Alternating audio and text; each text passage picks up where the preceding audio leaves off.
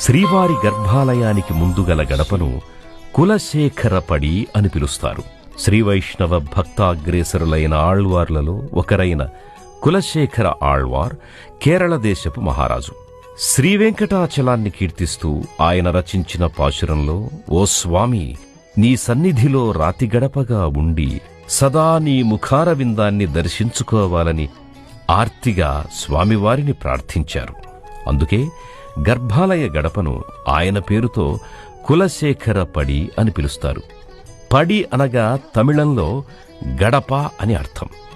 అర్చకులకు తప్ప ఇతరులెవ్వరికీ కులశేఖర పడి దాటి వెళ్లడానికి అనుమతి లేదు. శ్రీవెంకటేశ్వరుని సన్నిధిలో శ్రీ స్వామివారి పాదాల ముందు నిత్యం స్మరింపబడుతూ సందర్శింపబడుతోన్న పరమ భాగవతోత్తముడైన కులశేఖర ఆళ్వార్ ఎంతటి ధన్యుడో కదా.